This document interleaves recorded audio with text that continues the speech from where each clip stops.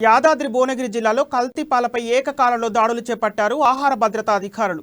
వరంగల్ హైదరాబాద్ జాతీయ రహదారిపై తెల్లవారుజామున 4 గంటల నుండి తనిఖీలు చేపట్టారు.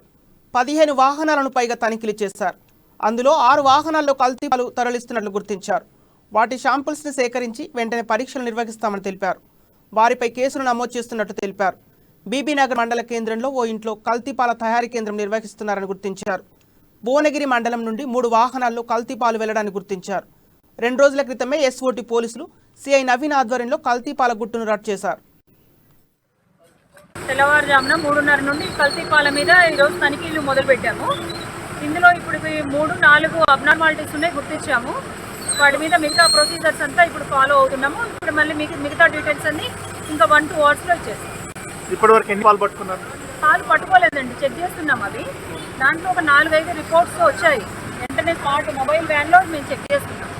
ఆ వ్యాన్లో చెక్ చేసినప్పుడు ఇమీడియట్లీ స్పాట్ టెస్ట్లో మాకు అబ్నార్మాలిటీస్ ఒక 3 శాంపిల్స్లో గుర్తించాము.